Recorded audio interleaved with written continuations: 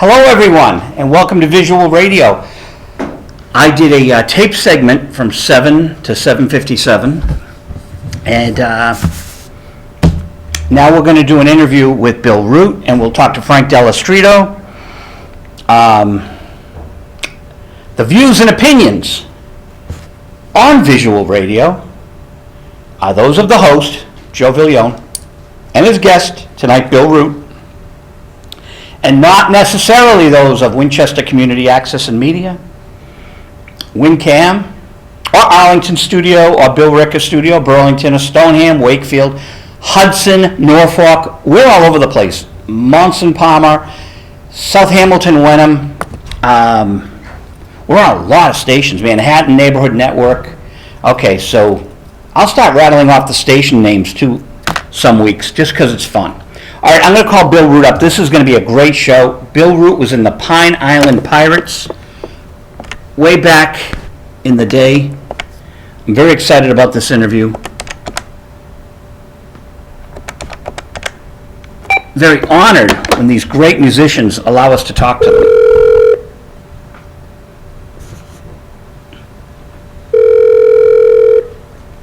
Hello? Bill Root? Yes, sir. Joe Villone. Hey, Joe, how you doing? Good, how are you, Bill? Good. Good. Just waiting for your call here. I just did another show. I did 55 minutes with a meditation group. Oh, really? Yeah. So I'm doing a 2-hour show tonight. Well, you're on my show. We're live on the air right now. Oh, okay. I should let you know. It's a great honor to talk to you, Bill. Well, it's an honor to be able to talk about our buddy. Do you know that 46 years ago, our friend Bobby Hebb was on tour with the Beatles? I saw that on that blurb you put on the email. Yeah, that's, we were talking on the phone and trying to figure out how long it's been since we'd seen each other, and 40 years just didn't seem real. You talked to Bobby in 2005, I think. I believe so, yeah. We talked several times, and, I miss him terribly, Bill. yeah, I know, I do too. We talked several times, and just that I sent you a recording that my wife happened to be home and had a little recorder there so we could at least get his voice. I wish we'd had all the conversations, because the first time he called we talked at least 2 hours. Amazing. Bill, what year did the Pine Island Pirates begin? Well, they began as a Western band in 1954 in Okinawa. So there was guitars, drums, bass, and I'd never played in a band before, but there was two brothers, Bud and Larry Jennings, and they had played professionally, I guess, before they came aboard ship, and we got a gig at Enlisted Men's Club in White Beach, Okinawa. And that's where it all started. We played, songs like Midnight, Blue, Stay Away From Me, and stuff like that. And then I happened to hear a tenor sax player practicing one time, and that kind of swung me around to jazz. And so we got a group, tenor sax, trumpet, drums. It was Bob White and a guy named Nagy. We played things like A-Train, that kind of stuff. I have Bobby and his nephew doing A-Train. Oh, is that right? 1998, so that's a Pine Island Pirates classic, huh? Well, it was then. We entered a contest in San Diego and won it. And as a reward, we got to sit in with the band at a place called Cotton Club in downtown San Diego, which was quite a thrill. 6 guys on a 3/4-inch piece of plywood on some kind of braces, and it was bouncing. I thought we were going to fall off. Now, was Bobby in the band at that point? Oh, that was before Bobby. That was early 1955. Early 55, before Bobby Hebb joined. Yeah, he came aboard in 55. I don't know exactly when, but I don't know. I don't know if he played guitar before. We kind of learned together, but we needed a horn, in the band. We had alto sax, drums, two guitars, and bass. And when Bobby came along, we had the trumpet. That was his main act then. He was great on the trumpet. So he was in the Pine Island Pirates as a trumpet player. Yeah, trumpet only. But for Chip, we bought a Mel Bay guitar book and learned. We were fascinated by extended chords, and so we practiced and practiced. There was called after steering. It's an emergency steering place in a little tiny metal room. I had to stand 4-hour watches down there sometimes. Bobby would come down and we'd practice getting chords with our right hand on our forearm, and say, well, you think this will work? And say, yeah. So we spent a lot of time together. And one thing that I want to share with you, me and Bobby and two other guys in port, we'd go up into the pilot house and try to harmonize. And Edward, we sang I Saw the Light and Satisfied Mind. And when I heard Satisfied Mind that he'd recorded it, that was a pretty personal thing. Because you guys were playing it in 55 or 56? Yeah, we weren't playing it, we were singing it. Oh, you were singing it? Yeah, late 55. We were trying to harmonize, well, I remember we did I Saw the Light and one of those things, but when I saw it on the record, it really hit home, because that song was not, it didn't fit with the music that he was doing then, it's a Western song. But it was his second hit. It went to number 39 or 40. Yeah, I know. But that was... How many times? There you go. Yeah, that really gave me a thrill when I saw it on there. Bobby played at the Grand Ole Opry. Yeah, I know that. And BMI awarded him a plaque of 6 million spins of Sonny. And I have the DVD. Should I mail you a copy? Oh, please. Well, he does Sonny and A Satisfied Mind with a crack band. They're really wonderful. And he brought the house down. I don't think they're supposed to do a standing ovation at the Grand Ole Opry. It's kind of like going to church. Oh, yeah. But they gave Bobby a standing ovation. So it's chilling on the video. One of his nephews took the video. And I'm lucky to have a copy, so I can make you a copy of that. Great. Yeah, if you make a copy of this show, too, that would be fantastic. Oh, yeah. And I'll have this on the internet tomorrow, and I can mail it over to you by email. Oh, okay. So 1955, you and Bobby, were you playing guitar in the band? Yeah. And you got the Mel Bay book so you could learn extended chords? Yeah, because we liked well, it was the bebop era then, and guys like Chet Baker and Jerry Mulligan, and we liked that. Our favorite was Django Reinhardt, of course. And we had records by him and Tal Farlow and Barney Kessel, Charlie Bird. One of our favorite songs was a tribute to Charlie Christian by Charlie Bird. Ah. And talking to Bobby these years later, he said that this originally was called Burke's Works by Dizzy Gillespie. And I just thought it was a Charlie Bird thing, And maybe it's just me, but I can hear the influence of that song in Sonny. Oh, really? Yeah. Yeah, you have to listen to it and see what you think. Burke's Works by Dizzy Gillespie? Yeah, well, that's not the version. You get the one one by Charlie Bird because that's the one that we went by. So it's Charlie Bird, and the song is? A tribute to Charlie Christian. Oh, I thought that was the album title. Okay.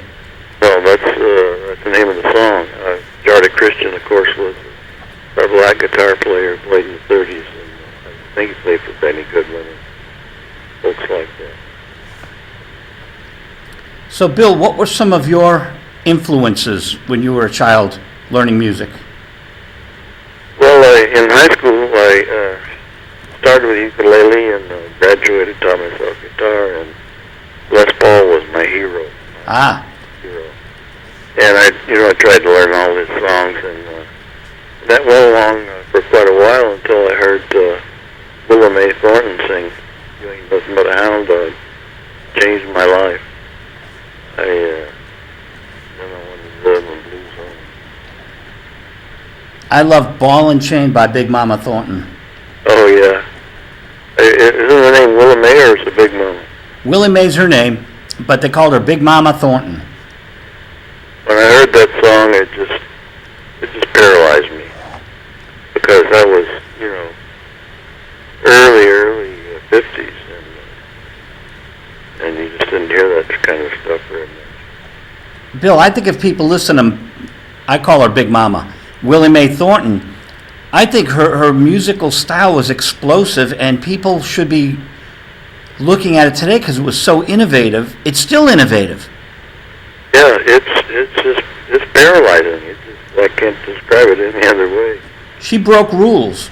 Yeah, right. That's tremendous. So Les Paul was your hero. Did you practice to Les Paul? Yeah, I did.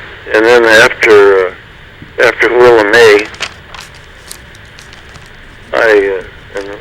and I became aboard. Records by Django Reinhardt, and we tried that. And Barney Kessler was our next, this big guy. We wore out a couple of records of his. So on the ship, you'd have a turntable. Portable job, yeah. And wear out the records on the ship. Yeah, well, we're at the track. We have a favorite track. I play it so much, I just won't play it. Right. Yeah. So We had a thing in the band where it was call and response, and one of us stand up and say, "I want to go now," and the other guys would say, "Well, go ahead," and they'd do that for 8 bars, and then we started to take a solo, and we did that all through the band, and the crowd loved it. We played at a place called the Great Shanghai Bar in Hong Kong, which was really a dance hall, and sailors would pack in when we were there. And the owner was an Oriental lady. She'd come up, after 2 or 3 sets and say, "You buy drinks. You listen to music and you know buy drinks, so you buy drinks." They were just standing to listen to music, Matter of fact, if I'm not mistaken, Bobby said that he went back and married that owner. Did he have an Oriental wife? He had a fiancée towards the end of his life, Junko. Was she Oriental? Yes. Yeah. Well, he said he went back to the Great Shanghai Bar, and but he said he married the owner, so I don't know. So he told me that he knew June for many years. So that's how they met, through the Pine Island Pirates? Yeah. Because she brought him back to Japan a couple of times to play Billboard's nightclub. We have the tapes of it. Bobby played 2 tours of Japan. Yeah, I heard that. He told me about that, yeah. Yeah. I'm still in touch with June. Oh, really? Yeah. Is she still in Japan? No, she's in New York. She runs a art gallery. Oh, he told me that he wanted to know what kind of stuff I painted because he had a friend that owned an art gallery, but I paint representational stuff, and I guess the art gallery that she has is more modern. And they put a photo of the band under a glass on the bar, in the Great Shanghai Bar, and Bobby said it was still there. don't know when was the last time he was there. The Great Shanghai Bar. So, was that 1955? Yeah. And, but you weren't there performing, were you? Yeah. Oh, okay. And they still wanted you to buy drinks? Well, she was talking on the mic to the crowd. Oh, I see. Yeah, the audience was just standing around listening to the music, and they weren't buying any drinks, and she had to make some money, so she'd come up to the mic and address the audience, buy drinks. That's fascinating. Do you remember some of the elements of the set? How many, like what songs you might have played? I know you can't remember the order, but... I've been working on this for a week, so I got a list here. Let the good times roll, and Kiss to Build a Dream On. You know, when we played for Shanghai Czech in Okinawa, we didn't know a whole lot of songs that was danceable, and we had all these highfalutin brass and really high-powered people there. And they wanted to dance, and so they made us play a Kiss to Build a Dream On. I bet you 10 times. Dance to it. And that was the Cha-Cha era, so we played Cherry Pink, and of course the crowd's favorite then was Shake, Rattle, and Roll. And we threw in Perdido. Which one? Perdido. Okay. How High the Moon. Lullaby of Birdland was a good one that we did. Oh, another one we played for Shanghai Czech was You Go to My Head. Something I could dance to. Cherry Pink and Apple Blossom White. Blue Skies. About all I can remember. We had quite a book to play from. So, again, Bobby's on trumpet on these. Yeah. You're on guitar. I'm on guitar. We had another guitar player, John Lomanak, and Bobby told me that he had passed away some years ago. I don't know how he found that out, but Bobby had a routine. I'm sure you know he played the spoons. Oh, yeah.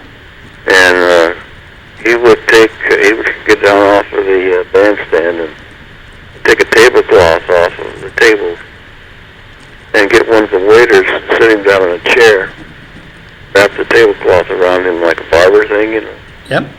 and then give him a haircut with the spoon until he was tap dancing. Huh. Fantastic. The crowd went nuts. So he was an entertainer way back then. Yeah, we had quite a popular band. But of course, I don't know, say about 100 or so drunk sailors, but they loved us. So what happened, how long were you in the Navy? 4 years to the day. Amazing.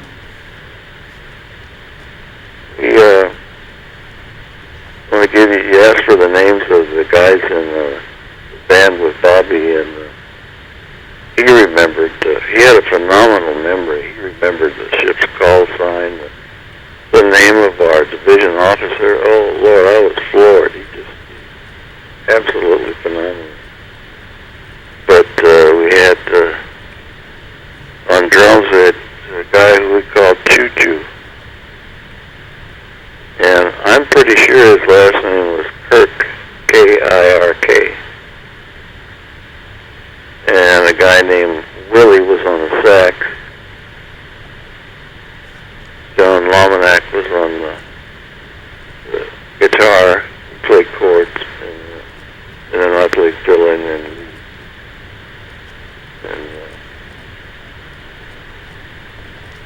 that was us. Once in a while, they had a bass. I can see the bass player as I'm talking to you, but I can't for the life of me remember his name. Stand-up bass, of course. There wasn't many electric basses there. This this is fascinating to me. It's too bad no records were recorded. Oh, yeah. Well, even tape recorders were rare in those days, you know. I wanted us to call him Shorty. I thought I didn't know that. Shorty on bass? No, Bobby. Oh, He liked to be called Shorty. I think there was some musician that he hired who was named Shorty, but I'm not sure. If you want to kind of get an idea what we sound like, there's a couple of bands out there. One of them, I remember the name was Cherry Poppin' Daddies. okay. Take away a couple of horns there, and that's pretty much not all of their songs, but some of them. And there's another popular group, and I can't remember the name. All I know is they wore pork pie hats, and it was in the genre of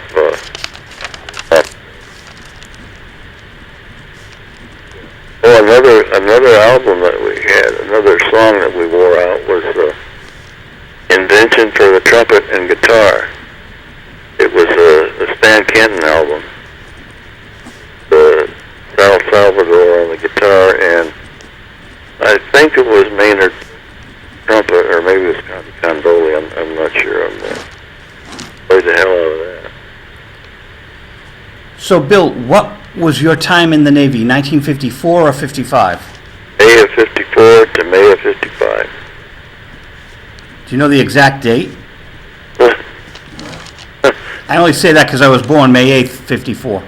Oh, I think mine was in the teens, if I remember right. But, Oh, so a week after I was born, you joined. oh, yeah? Yeah. When were you born? May 8th. 54, Yeah, Yeah, I was born in 34. right. Bobby was born in 38. Yep. Yeah. July 26, 38.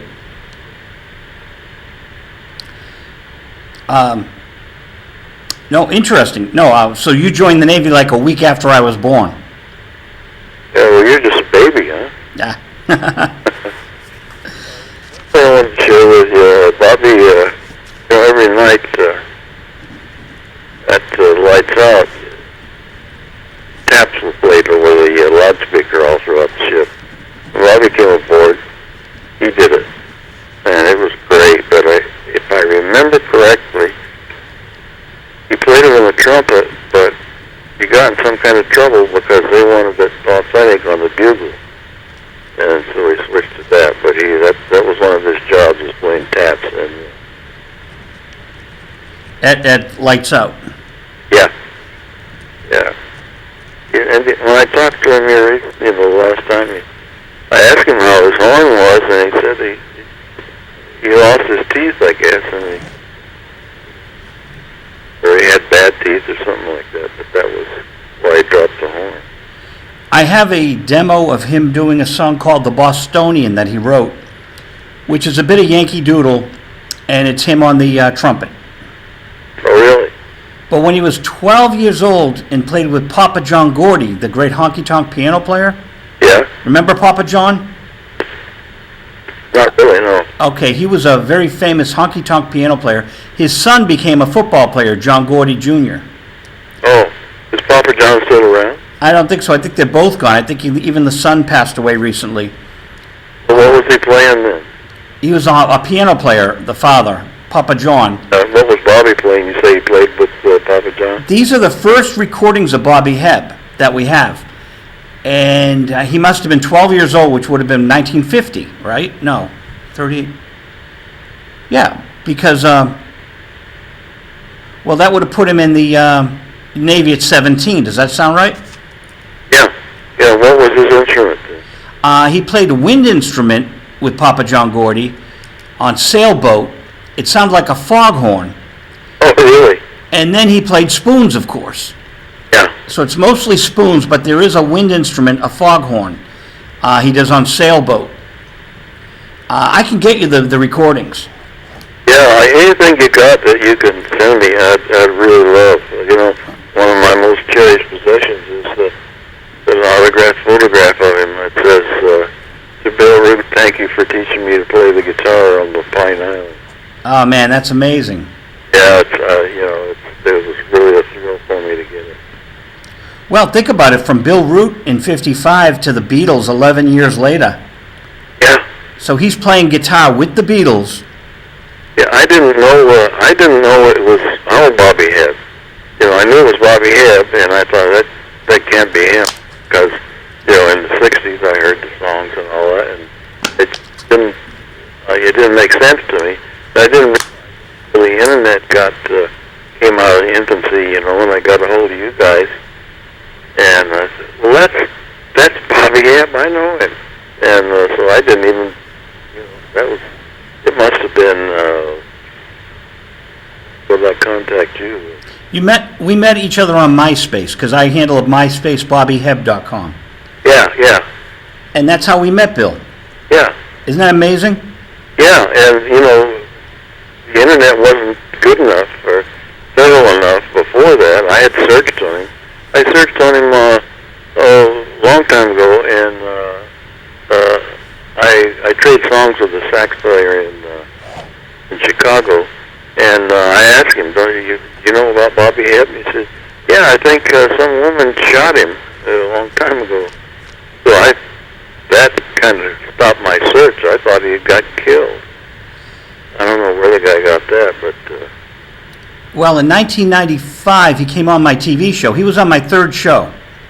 Yeah? I was on in 79 only for a year, and then I restarted the show 1995.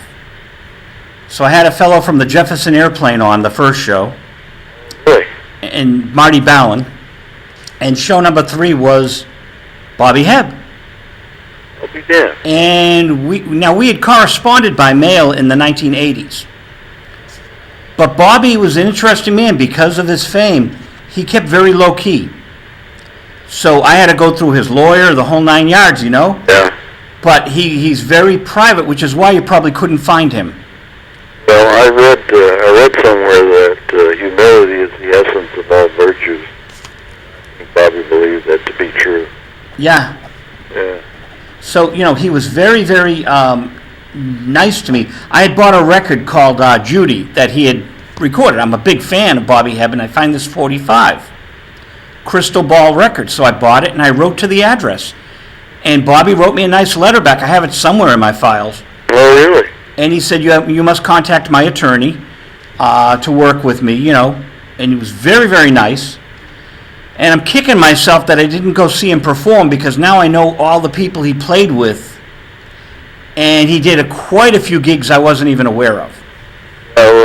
He told me all the names of the people that I admired in rhythm and blues. He said, I met him, or I met her, And, and by the way, he said that he mentioned me on the liner notes of one of his albums. Find that, I'd kill for it. As influence. I don't know which album, maybe it was in Japan or something. When he said that, I went right down to a used record store and bought the only one I could find, and I wasn't on there. But I will look on That's All I Want to Know. I just pulled out my copy the other night. That would be the only one where he wrote thank you, so let me look on That's All I Want to Know. okay, yeah. Now, he recorded that in 2003 when the Iraq War was just starting. So it was a very strange time. They flew him over to Germany while this war was erupting.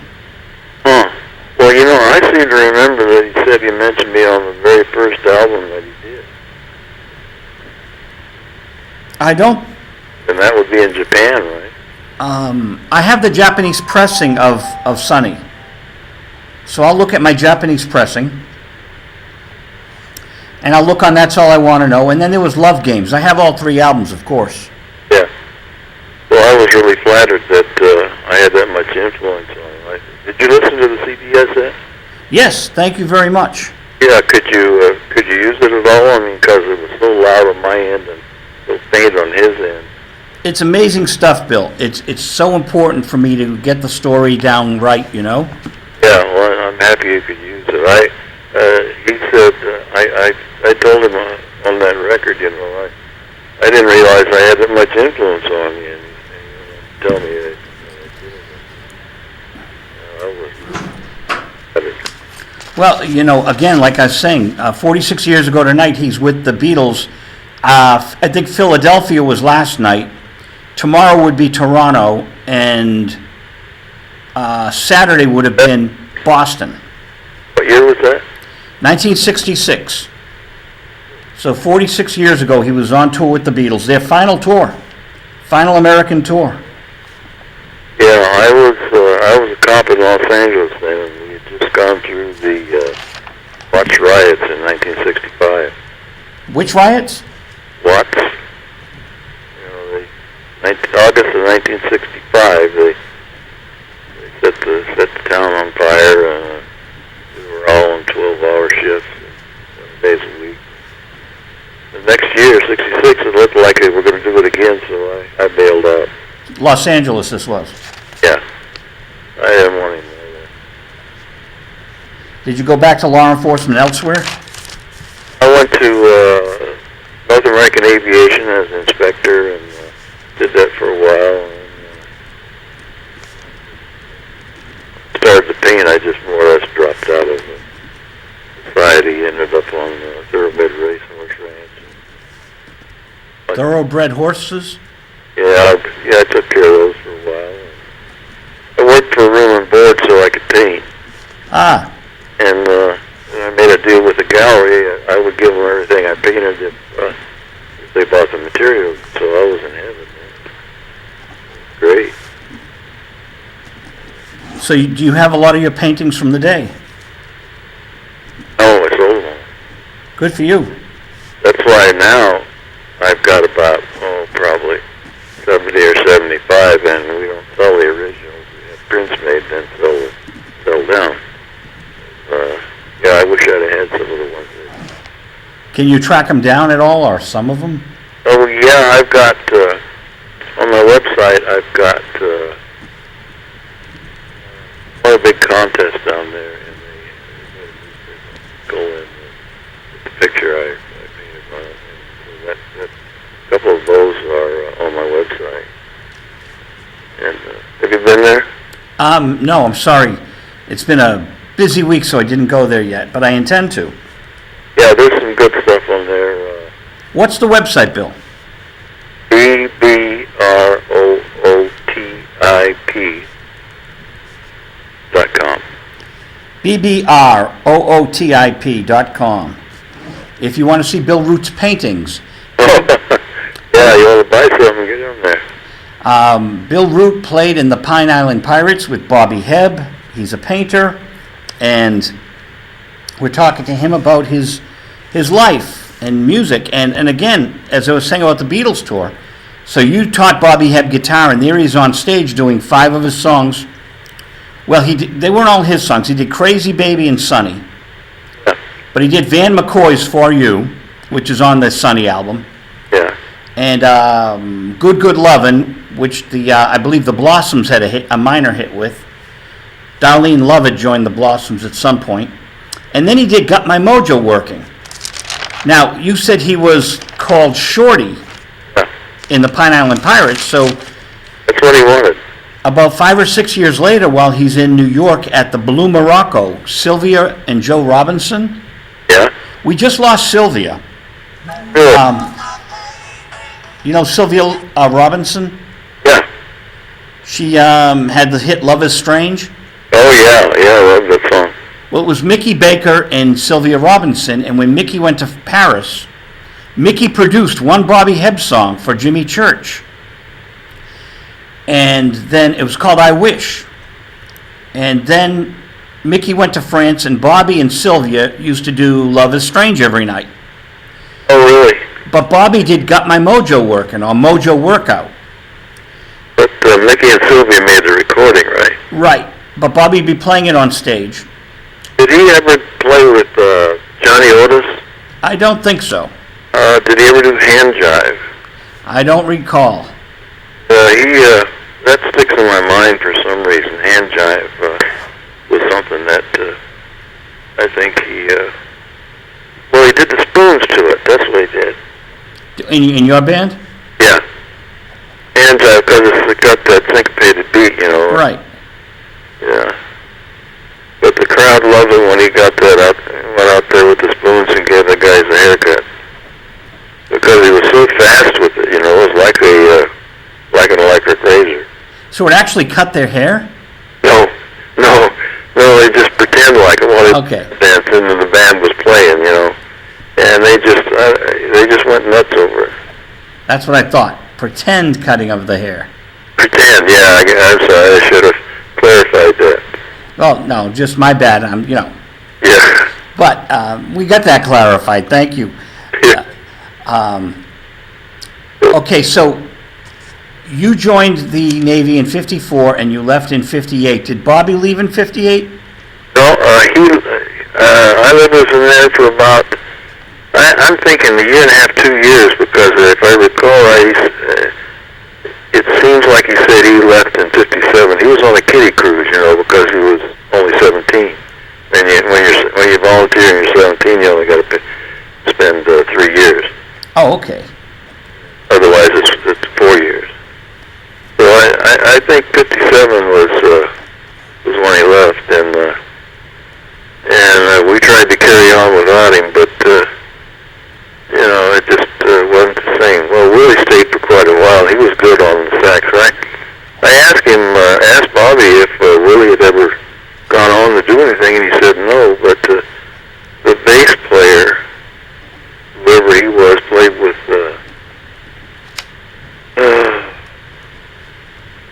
I can't think of the name now. He's a famous jazz bassist. Thelonious Monk, isn't he a bass player? Not sure. I certainly know the name.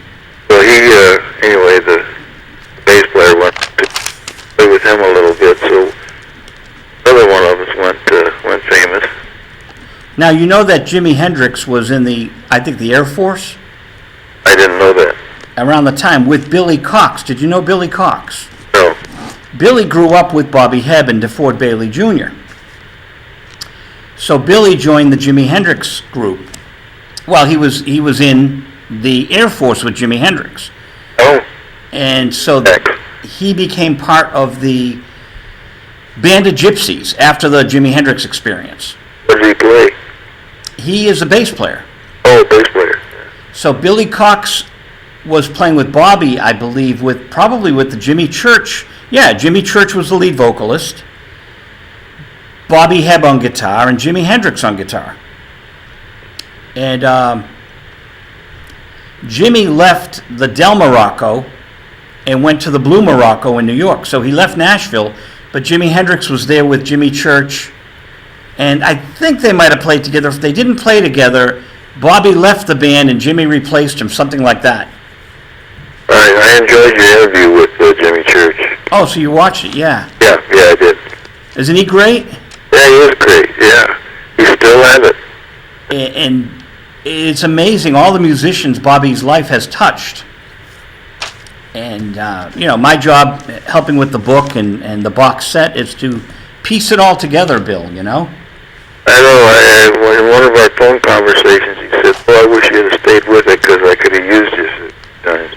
I thought, man, I wish I had stayed with it too, with your backing, you know.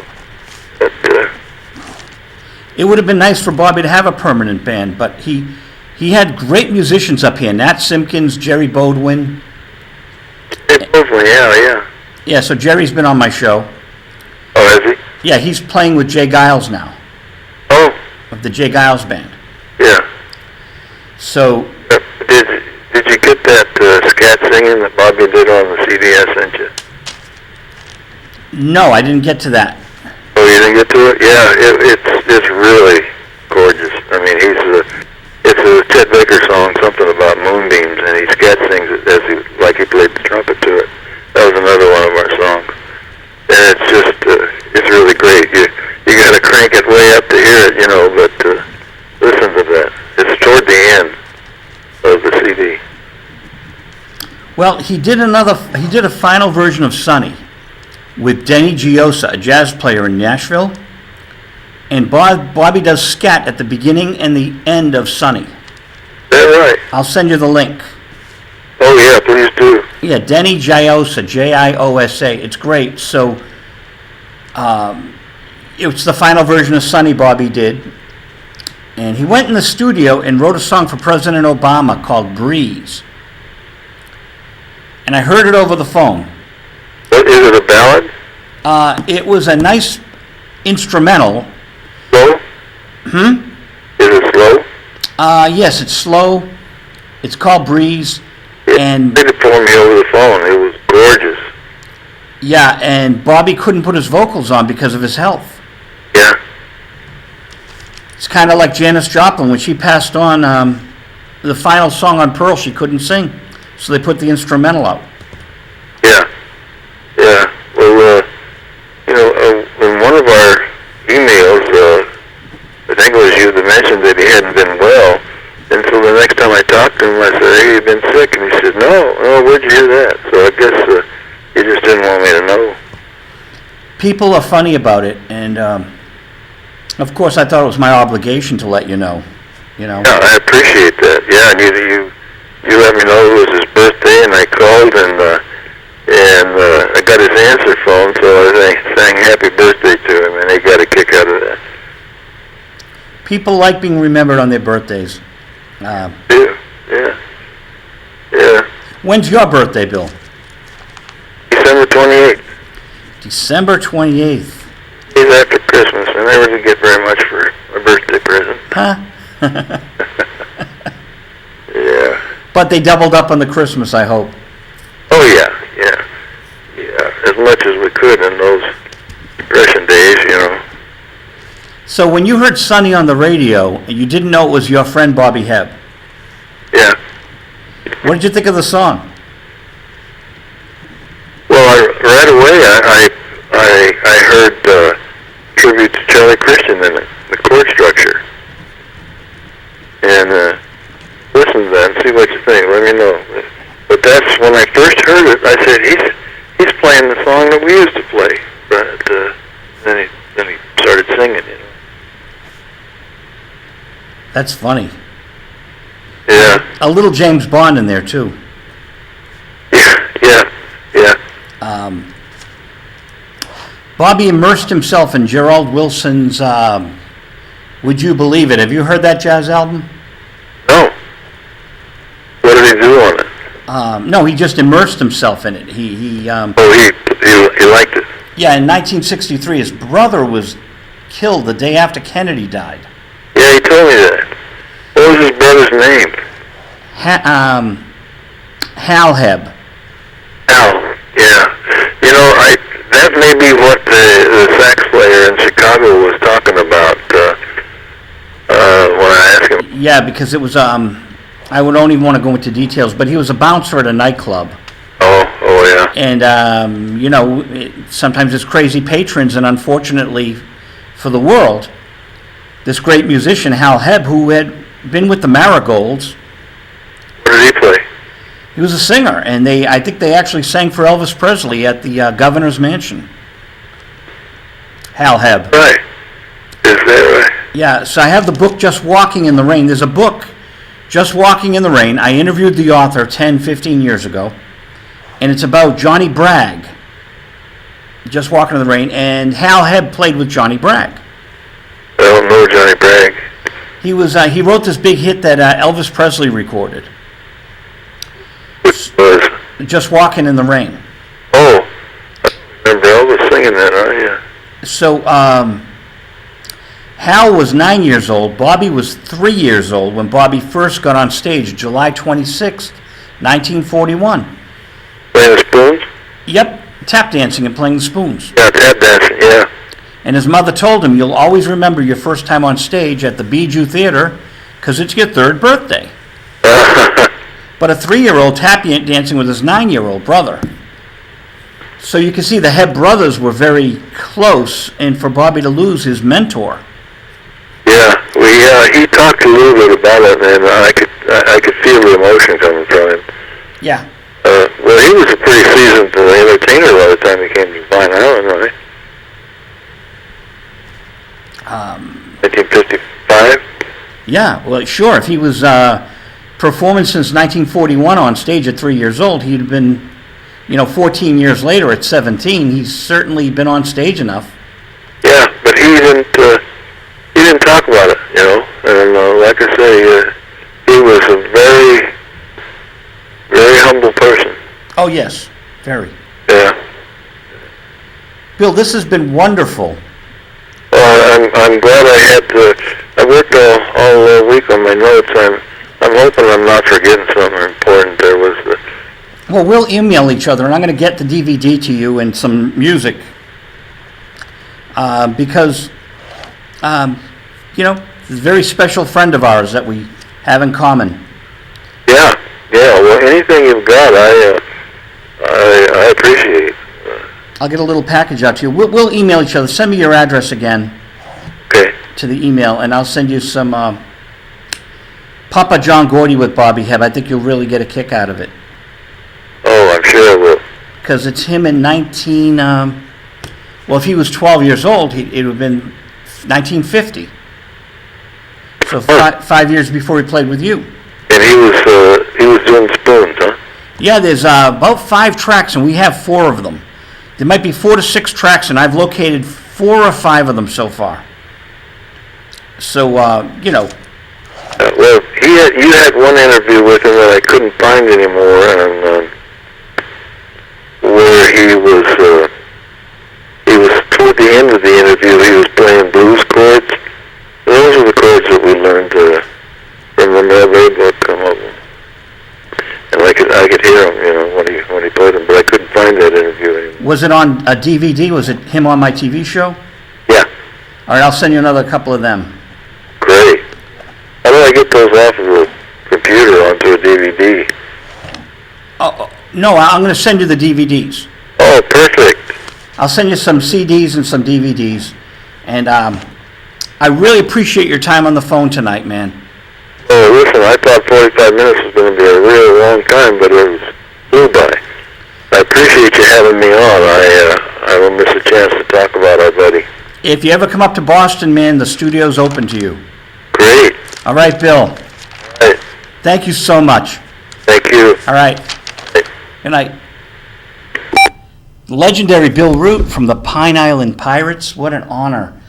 We went right back to 1954, 55, 56, 57. The Pine Island Pirates, probably the only TV show in the world getting the story directly from one of the members of this band that played on the Navy ship, played for Chiang Kai-shek and his wife. And we got another story, too, about Chiang Kai-shek and his wife. Bobby Hebb went up to the crow's nest, and he said that when the military came, you weren't supposed to look at them, especially the wife of the military leader. But he said that when Chiang Kai-shek got on the boat, she acknowledged Bobby, and he acknowledged her from the crow's nest. Hello. Lashio, talking about movies. Hey, Frank. Do you know what movie it is tomorrow? Tomorrow it is the Battleship Potemkin, 1925 silent classic from Russia. Did we talk about it before? We've never talked about it with me. All right. Okay, 1925. One of the miracles of the 1920s is the surgence of Soviet cinema. Nobody would have guessed it. The Russian Revolution was 1917. Pretty bad period for everybody, post-World War I, and out of nowhere, 2 countries that have really gone through hell, Germany and Russia, become 2 most interesting places in the world for what's going on in the world in terms of cinema. And there's a young genius at work in Russia named Sergei Eisenstein, who's 27 years when this movie comes out. And like a lot of, I made a list. There's a lot of filmmakers whose movies kind of caught the attention of the world. They were so dynamic and revolutionary, and they were young men. Orson Welles was 26 when Citizen Kane came out. Francis Ford Coppola was 33 when The Godfather came out. Quentin Tarantino was 29 when Reservoir Dogs came out. Ed Wood was 29 when Glenn McGlinda came out. Oh, well. That's a joke. I knew that. 27 when Battleship Potemkin comes out. And this was this really rocked the cinematic world. I mean, many filmmakers in Hollywood considered this their favorite movie at the time. And for a long time, the Brussels World Fair voted it the greatest movie ever made. I checked the latest lists of greatest movies ever made, and it's fallen out of fashion. It's on 1 or 2 people's lists, but when they poll directors and people who get to vote on these things, Battleship Potemkin isn't there anymore. So I guess the sun has set on its its ranking as one of the greatest films ever made, but it's certainly one of the most influential films ever made. And the Steps of Odessa scene, when the movie is about a mutiny in Russia in 1905 which failed obviously because the real revolution didn't come until 12 years later. But 1905 there was a lot of political unrest in Russia, a mutiny on the battleship Potemkin, and when the ship docks, they unite with revolutionaries on shore, and there is a confrontation with the government troops on the steps of Odessa. And you can guess who's better armed, so it turns into a massacre. But that was one of the most famous sequences in the history of the cinema, and it really rocked people. And I mean, Woody Allen has a scene one of his movies. I forget which one. I think it was Bananas, which is borrowed from that, pays homage to it. So this was really an influential film. This is one of the films, you like it or not, whether it creaks a little with age or not, this is a film everybody should see if they're serious about knowing anything about the history of the movies, because it is really something. It probably holds the record for the most musical scores written for a silent movie. For a while there, it seemed every year there was a new score coming out, and I have no idea what print you're showing, and I hope there's a musical score attached to it, but there's quite a variety. You can collect DVDs with different scores for Battleship Potemkin, and there were scenes, depending on where it played, there were scenes taken out, either they were too violent or too insurrectionist. Length tends to vary. Anything 75 minutes or over has the guts in there. There might be, I think the longest version I know of is like 77 minutes, but 75 minutes or more and you've got it. I don't know how long your version is. It was, the movie played in the United States, did okay. It was banned in the UK as being too radical.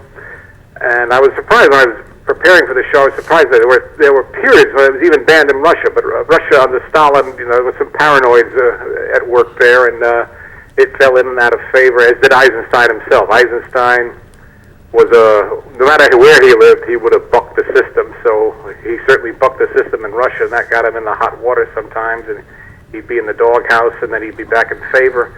Kind of like Bela Lugosi. Yeah, kind of like Lugosi. Because Eisenstein died a very young man. I think he had just turned 50 when he died of a heart attack, and so he doesn't have a lot of feature films to his credit. Because he'd be in and out of favor, so that means he had budgets or he didn't. He'd be relegated to teaching positions, and then when they needed him, when they thought they had something that he could serve them well in, they'd give him a project. If anybody wants to get into an interesting history, they should read up on Eisenstein in Hollywood. He actually, as a result of his movies in the mid-20s, Battleship Potemkin was the most famous. Personally, I think Strike, his first feature film, is a better film. I think it succeeds all over the place. And his famous movie on the Russian Revolution, October, also known as 10 Days Shook the World, these made him world famous, and he became something of a showpiece for Russia. So they let him travel. He went to Europe and lectured, and then he wound up in Hollywood. And he worked for Paramount Studios, and that didn't last long. And then he got jobs here and there, and I should say he got projects here and there. But he was never very good at finishing them, and he went off to Mexico and filmed miles of film. I think 170 feet of film. I've read up to 250,000 feet of film, which, and when you get that much film, it takes a lot of editing to get that down to a manageable film.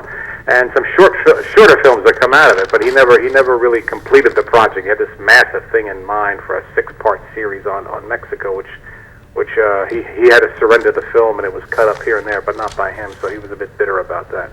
Well, your viewers are in for a treat, I think. If I had anything downside to say about this movie, is it concentrates on events, but it doesn't concentrate on people. You know, you had the Civil War, but you remember Scarlett O'Hara. And that's our show. Okay, and I hope you remember me. Joe, I'll talk to you next week. Thanks. 9 p.m. tomorrow night, people. Okay, bye-bye. Bye. Frank Delestrito, and the views and opinions on Visual Radio are those of our guests, not necessarily those of this TV station, WinCam, or other surrounding stations in New York, Massachusetts. Good night, people. Thank you.